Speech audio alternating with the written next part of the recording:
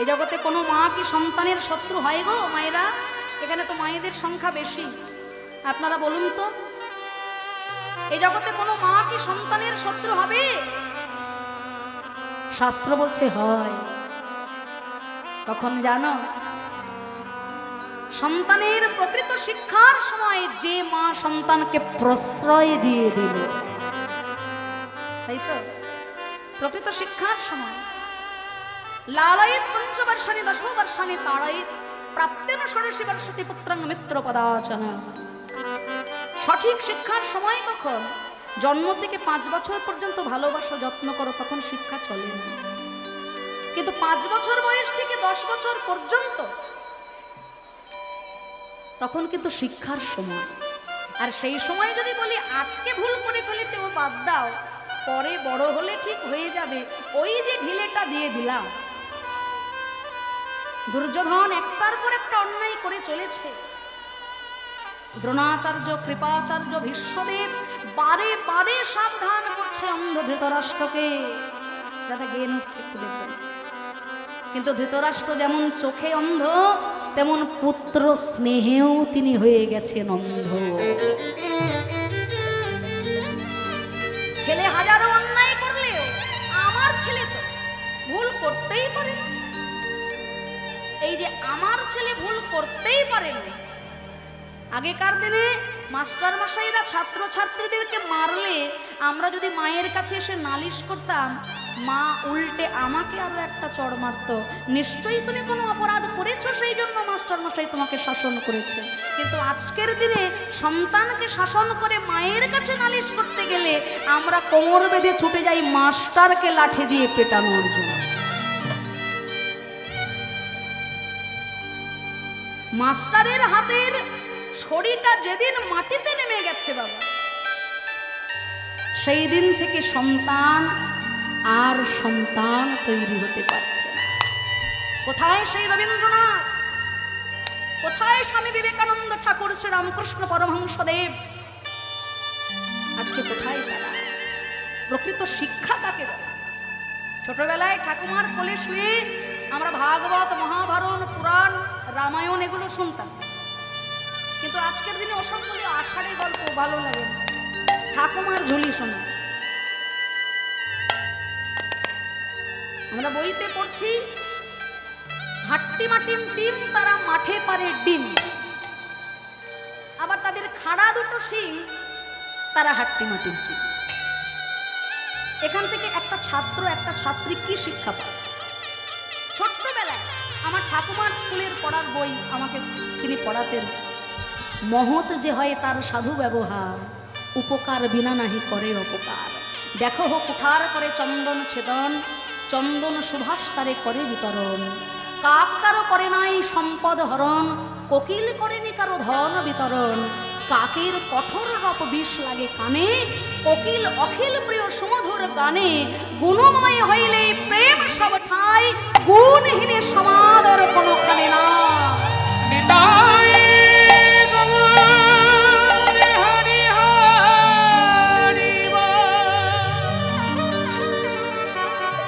এই যে ন্যায়ের কথা, নীতি কথা, এই শিক্ষাগুলো ছোটবেলা থেকে তারা পেয়েছেন, তাই আজকে তারা প্রকৃত মানুষ। আর আজকে সেই সুশিক্ষা আমরা পেতে জানি না, সেই জন্য ঘরে ঘরে মা কাঁদছে, ঘরে ঘরে বাবা কাঁদছে। এখানে শুধু সন্তানের দোষ নয়, দোষ কিছু মায়েদেরও আছে, যারা সন্তানকে বড় করছে কিন্তু প্রকৃত মানুষ করতে জানে না। রাধারানী শেখালেন তুলসী দে, অসময়ে গোবিন্দ পাওয়া যায় না, সময় থাকতে তাকে ডাকতে হয়।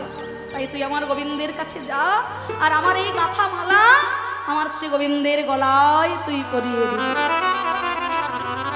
তুলসী উলসী মনেতে হরসী, চলিলা রায়েরও বলে, আবার তাম্বুল কর্পূর নয়া ফুল হার মিলিলা সরসী। সময় বুঝিয়া শেখর আসিয়া সুমধুর করি বলে, সে যে বিনোদিনী আসিবে এক্ষুনি, থাকো হে সরসী। তুলসী সংবাদ নিয়ে চলে গেলেন গোবিন্দের কাছে। আর সেই সংবাদ অনুযায়ী গোবিন্দ আমার আজকে রাধারানীর দর্শনের জন্য নিজেকে প্রস্তুত করছে। ওদিকে রাধারানী মনে মনে চিন্তা করছেন যে সকালবেলা সখীকে তো পাঠালাম আমার গোবিন্দের কাছে সংবাদ নিয়ে, কিন্তু যার জন্য আজকের এই এত ছলনা, কেমন করে পাবো তার দেখা। কৃষ্ণ বিবাদিনীর ঘরে বাস করি, কৃষ্ণ কথা কইতে মানা, হরি কথা শুনতে মানা, হরি দর্শনে যেতে মানা, শাশুড়ি আর ননদিকে ফাঁকি দিয়ে কেমন ভাবে যাবো আমার গোবিন্দকে দেখতে।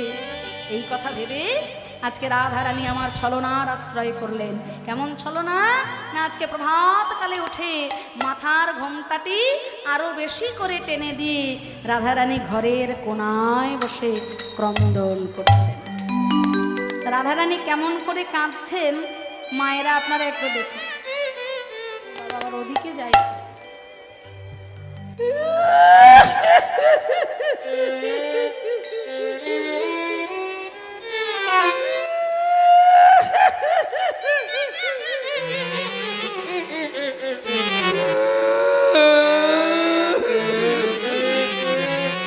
সর্বনাশ। বেসুরো কান্না কেন শিখালাম? রাধারানীর মতো কাঁদতে, শেষে শাকচুন্নির কান্না জড়িয়েছে। রাধারানীর কান্না এমন ছিল বলুন দেখি, এ তো পেতনি। সকাল বেলা উঠে ঘরের বউ যদি কান্নাকাটি করে, বাবা বৌমা কাঁদানো একদম ভালো না।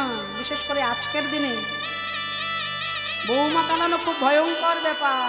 হ্যাঁ দেখবেন, দোষ আপনার থাকুক বা না থাকুক বিচার পরে হবে, আগে তো যাবেন। সেই জন্য বৌমা কান্না খুব ভয়ঙ্কর। তাই আজকে জটিলা চিন্তা করছে, বৌমা আজকে ঘরের কোনায় বসে কাঁদছে। কি হয়েছে গো ও বৌমা, তুমি কাঁদছো কেন? হ্যাঁ, শ্বাস সম্মুখে শ্বাস ছাড়িয়া কাঁদে বিনোদিনী,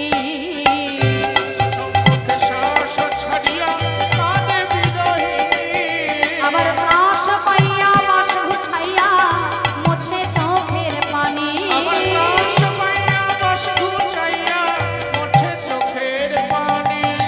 লইয়া কলি কই জটিলি কেন কাঁদো, লইয়া কলে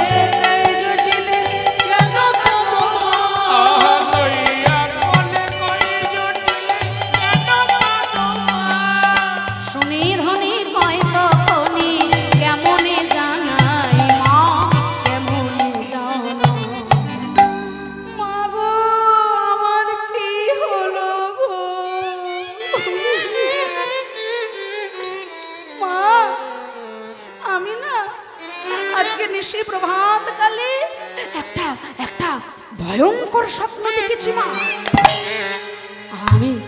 আমি কি দেখলাম জানো? একটা সোনার রথ, আর সেই সোনার রথে একটি মাত্র চাকা।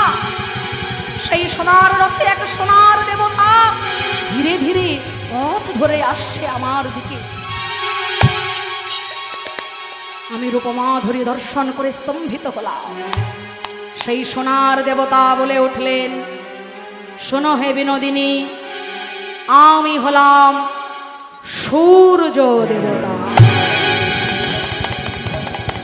তোমার পিতৃকুলের কুলদেবতা আমি। বিবাহের পূর্বে তুমি সূর্য পূজা করেছিলে তোমার পিতৃগৃহে, কিন্তু বিবাহের পর সেই কুলদেবতার পুজো আজ পর্যন্ত তুমি করো নাই। তাই তোমার প্রতি হয়েছি আমি ক্রোধান্বিত। আমার ক্রোধে তোমার সুন্দর সংসার ধ্বংস হয়ে যাবে।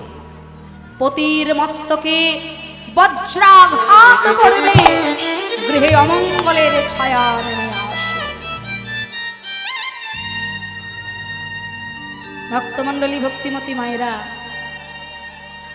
এখানে আমরা সূর্য পূজার কিছু বিবরণ শুনব, সূর্য দেবের কথা। খুব মনোযোগ দিয়ে আস্বাদন করবেন। যে কারণে আজকে এত ভক্ত সমাগম, এই যে সূর্য পূজা আপনারা করেন, হ্যাঁ সূর্য পূজা করেন আপনারা? দেখুন, যে কোনো পুজো করতে গেলে, আপনি কালী পুজো করুন, লক্ষ্মী পুজো করুন, সরস্বতী পূজা করুন, যে কোনো পুজো করতে গেলে আগে কিন্তু পঞ্চদেবতাকে পুজো করতে হয়, স্মরণ করতে হয়।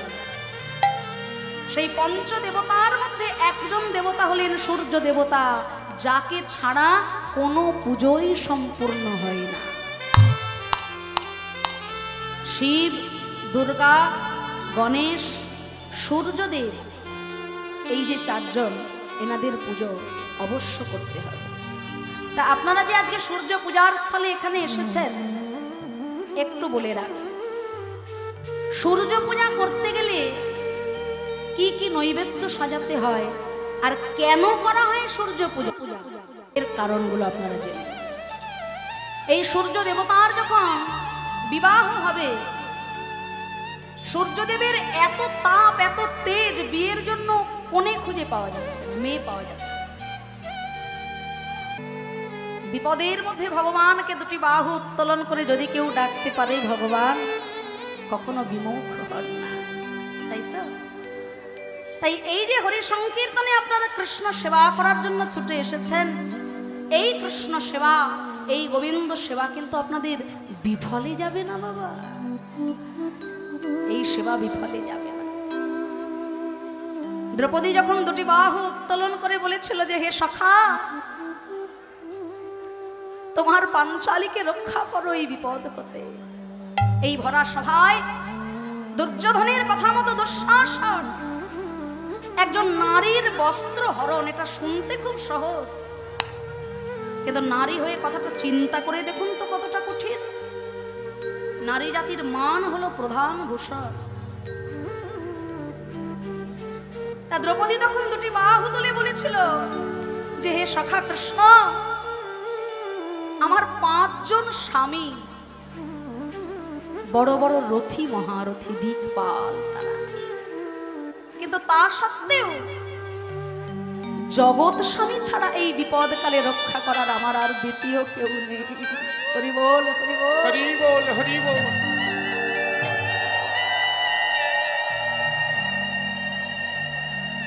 আজ আমার এই বিপদকালে তুমি একমাত্র আমার বন্ধু, আমার সখা, যিনি আমাকে রক্ষা করতে পারে। তাই সব ভুলে, সব ফেলে, বহু ভরসা, বহু আশা নিয়ে আমি তোমার ওই রাতুল রাঙা চরণে আমার এই নিজের দেহটাকে সমর্পণ করলাম। যদি রাখার হয় তুমি রেখো, আর যদি না রাখার হয় সেটাও তোমার ইচ্ছা। আপন ইচ্ছায় জীব কোটি বাঞ্ছা করে, কিন্তু আমার কৃষ্ণের ইচ্ছা বিনা এই জগতে কারোর বাঞ্ছা না বিপুরে। ভগবান কি করেছিলেন? আচ্ছা মায়েরা, কথা নয়, কেন কথা হচ্ছে, কেন কেন কথা নয়? যদি গুরুত্বপূর্ণ কিছু বলার থাকে কানে কানে বলবেন, চিৎকার করে কথা বলবেন না, জোরে কথা বলবেন না। বলার উদ্দেশ্য একটাই, এত কষ্ট করে সবাই ছুটে এসেছি পুণ্য অর্জন করার জন্য। আপনার এই আন কথা যদি একজন ভক্তের কানে গিয়ে রসাভাস হয়ে যায়, তাহলে পুণ্য করতে এসে অজান্তে কিন্তু পাপের বোঝা মাথায় নিয়ে বাড়ি চলে যেতে হবে বাবা। 64 প্রকার অপরাধের মধ্যে এই নাম অপরাধ হলো একটা বিশেষ প্রকার অপরাধ। দেখবেন পুণ্য করতে এসে যেন পাপ না হয়ে যায়। আপনাদের চরণে ধরে নিবেদন, যাদের বসতে অসুবিধা হচ্ছে নিজেদের মধ্যে দয়া করে একটু জায়গা করে নিন। তা তখন ভগবান কি করেছিলেন না, হাজার হাজার বসন যোগান দিয়ে, বস্ত্র যোগান দিয়ে ওই ভরা সভায় দ্রৌপদীর সম্মান রক্ষা করেছে। তাহলে যেদিক থেকে আপনি বিচার করবেন সেই দিক থেকে তিনি পুরুষোত্তম, যেদিক থেকে আপনি চিন্তা করবেন, বিচার করবেন, সেই দিক থেকেই তিনি পুরুষোত্তম। যিনি কত বড় বড় জ্ঞানের উপদেশ দিচ্ছেন অর্জুনকে, কত বড় বড় যুক্তি দিয়ে উপদেশ দিচ্ছেন অর্জুনকে। যুদ্ধ করবে না মানে? যুদ্ধ তোমায় করতে হবে। অর্জুন বলছে যুদ্ধ করব আমি কার বিরুদ্ধে, অস্ত্র ধরবো আমি কার বিরুদ্ধে? যার বিরুদ্ধে অস্ত্র ধরবো তাদের মধ্যে কেউ কেউ আমার গুরুদেব, আবার কেউ আমার গুরুজন। একদিকে গুরুদেব, অন্যদিকে গুরুজন, এদের বিরুদ্ধে কি হাতে অস্ত্র ধরা যায়? ভগবান উপদেশ দিলেন, তুমি যাকে মারবে বলে অস্ত্র ধরছ, অনেক আগেই তাকে আমি মেরে রেখেছি, তুমি নিমিত্ত মাত্র। আর জেনে রাখো অর্জুন, সত্য রক্ষার জন্য, ধর্ম রক্ষার জন্য, আত্মরক্ষার জন্য, স্ত্রী রক্ষার জন্য, দেশ রক্ষার জন্য, এই 5টি কারণে যদি হাতে অস্ত্র ধরতে হয়, প্রতিবাদ করতে হয়, এতে কোনো অপরাধ হবে না। যিনি প্রেমের মুরলী নিয়ে সারা বৃন্দাবন নাচেছিলেন মুরলীর স্বরে, তিনি কিন্তু সময়কালে হাতে সুদর্শন চক্রও ধরেছিলেন। সময় বিশেষে করতে হবে ব্যবহার, সময় বিশেষে।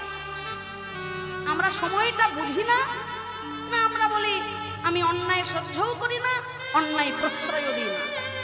আমি কিন্তু অন্যায় দেখলে একেবারে মুখের উপর বলে ফেলব। অনেকে বলে দেখবেন আমি অন্যায় সহ্যও করি না, অন্যায় করিও না, যখন অন্যায় দেখবো সঙ্গে সঙ্গে প্রতিবাদ করি। অনেকে এরকম অন্যায় দেখলে পরে প্রতিবাদ করবেন, কিন্তু জায়গা বিশেষ। জায়গা বিশেষ কিরকম না, মনে করুন মুখের মধ্যে 32টি দাঁত রয়েছে। ও মায়েরা শুনুন ভালো করে, মুখে 32টি দাঁত রয়েছে, কথা বলতে বলতে বা কোনো কারণে দাঁত দিয়ে জিভের মধ্যে কামড় পড়ে গেল। অনেক সময় হয় না, দাঁত দিয়ে জিভে কামড় পড়ে যায়, তো মায়ের আবার রেগে যাবে, এদিকে ফিরে। আচ্ছা, এদিকের ভয়েসটা যদি একটু তোলা যায় দাদা। তা অনেক সময় দেখবেন দাঁত দিয়ে জিভে কামড় পড়ে যায়, পড়ে তো, তা জিভ দিয়ে তখন দরদর করে রক্ত পড়ে। এইবার আপনি যদি তখন বলেন, ওরে দাঁত, তুই আমার জিভকে কামড়ে দিলি, আমি কোনোদিন অন্যায় সহ্য করি না, এই বলে একটা আদলা ইট তুলে নিয়ে যদি 4টে দাঁত নিতাই গৌর হরিবল করে,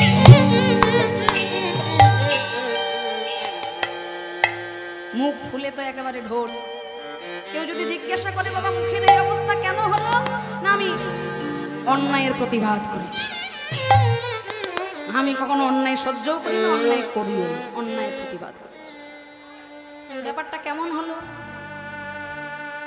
এই জায়গায় যে অন্যায়টা হলো, এই অন্যায়ের দায়টা আপনি কাকে দেবেন? না, অনেকে বলবেন এখানে দাঁতেরও দোষ নেই, এখানে জিভেরও দোষ নেই, ছিল কপালে, কপালে যা ছিল তাই হয়েছে। তাহলে কপালে যদি থাকে, ওই আদলা ইটটা তুলে তাহলে কপালকে শাস্তি দিতে হয়, হবে কি? এতে আপনারই ক্ষতি হয়ে যাবে। তাই সংসারে গুরুজনেরা, প্রিয়জনেরা, অর্থাৎ পিতা মাতা গুরুদেব, এনারা যদি আপনাকে দুটো কটু কথা বলেও ফেলে, এখানে কিন্তু প্রতিবাদ করা যাবে না।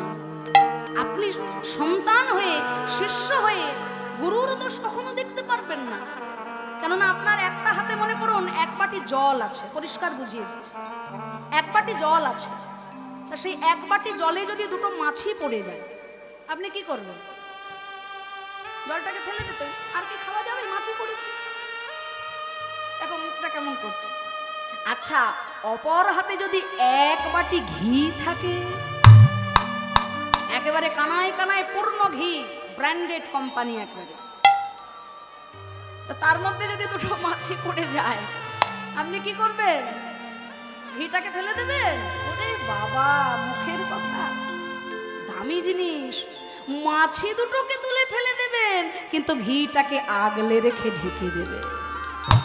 একটা দামি জিনিস, ওটা ফেলা চলে না।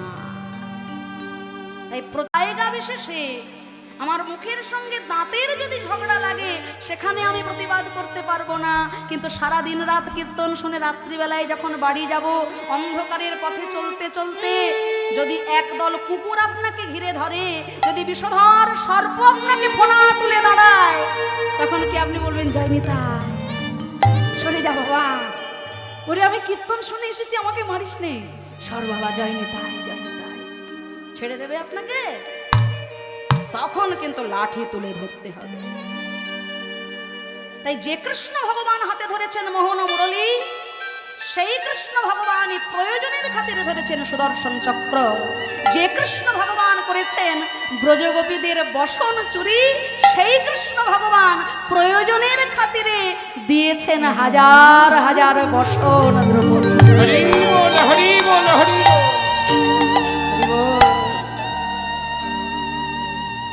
তাহলে আমরা জানবো দ্রৌপদীকে ভগবান বসন দিলেন কেন? কেন দিলেন?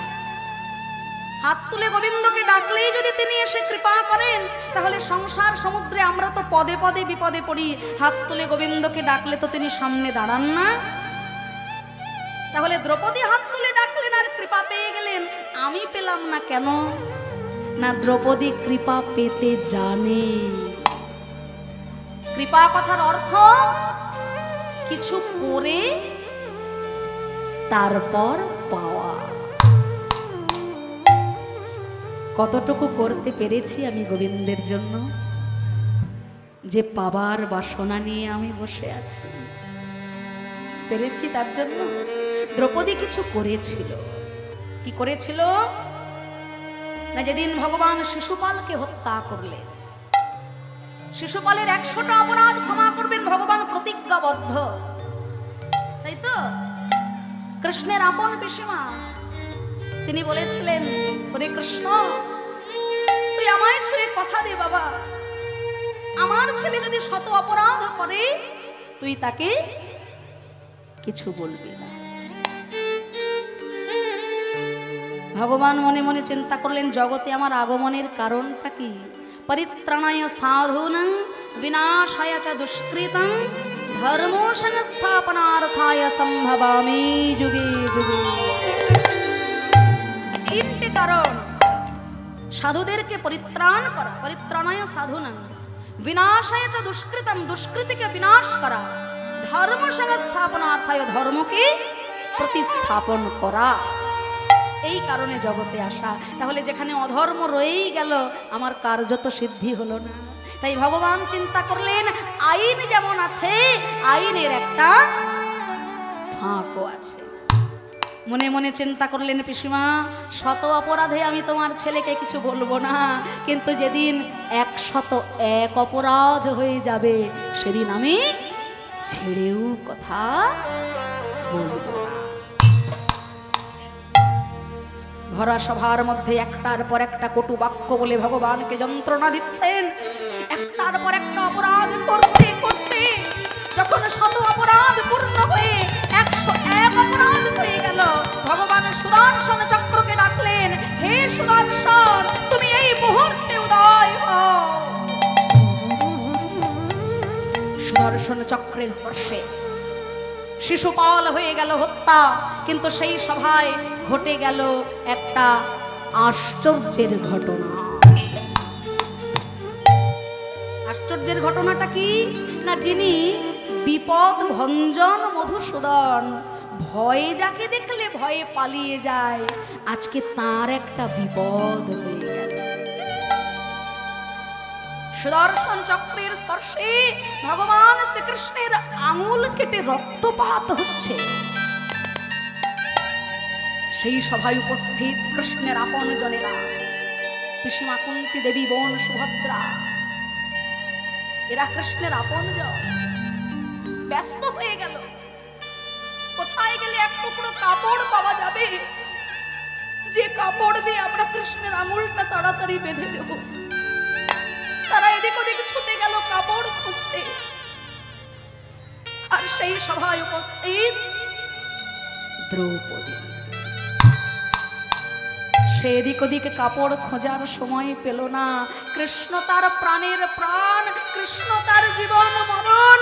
অঙ্গে যে কাপড়টি পড়েছিল, বসনটি পড়েছিল, সেই কাপড়ের আঁচলটা ছিঁড়ে দিয়ে দ্রৌপদী ভগবান কৃষ্ণের আঙুলটা তাড়াতাড়ি বেঁধে দিলেন। নিতাই গৌর ভগবান কৃষ্ণ আমার মনে মনে চিন্তা করে, আজ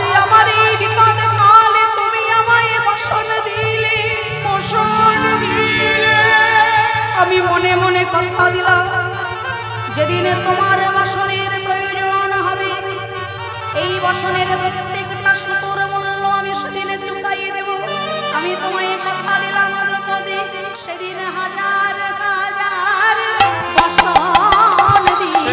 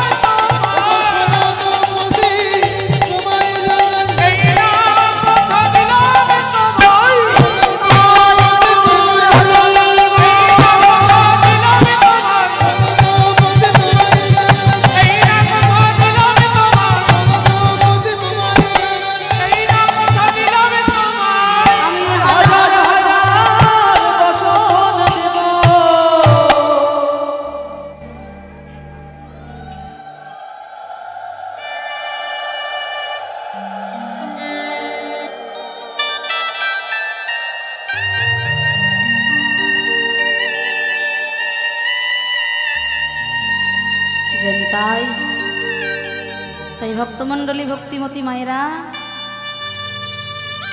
দ্রৌপদী এক টুকরো বসন দিয়েছিল বলে ভগবান তার বিপদকালে হাজার হাজার বসন দিল।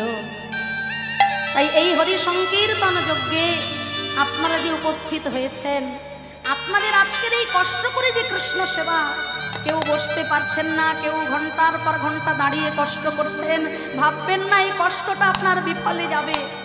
তাই গৌর হরি বল।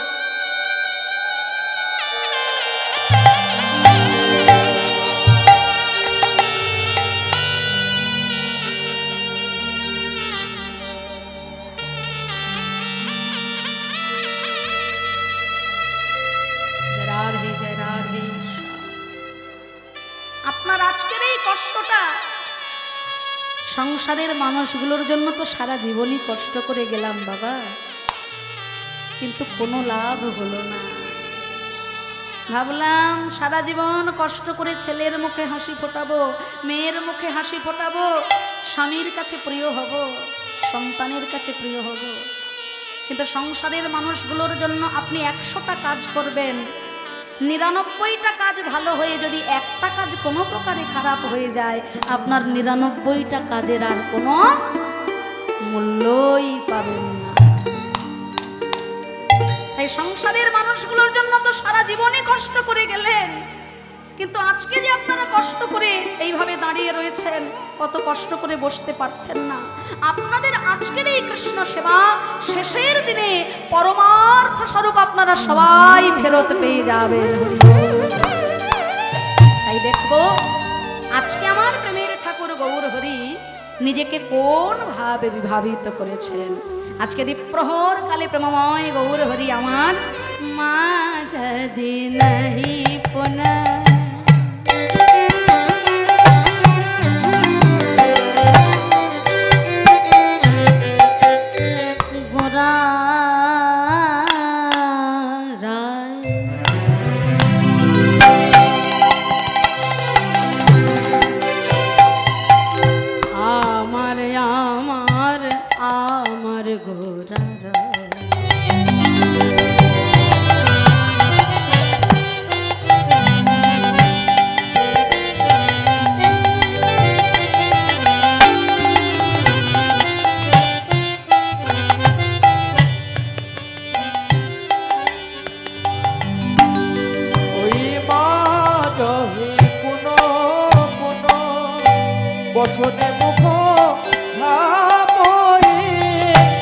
আজকে মহাপ্রভুর ভাবটি কেমন, হিন্দি বলয়ের মায়েরা কিরকম ভাবে শাড়ি পরে মায়েরা জানেন তো? আমরা যদি বাঁ দিকে আঁচল হচ্ছে, তাহলে ঘোমটা ধরবো ডান হাতে। হিন্দি বলয়ের মায়েরা যদি সামনে আঁচল করে শাড়ি পরে, তাহলে ঘোমটা ধরবে কোন হাতে? হ্যাঁ, বেশ। তাহলে গৌরহরি আমার সেইভাবে আজকে নিজেকে বিভাবিত করেছেন। শোভাটি কেমন? বাম ভোজং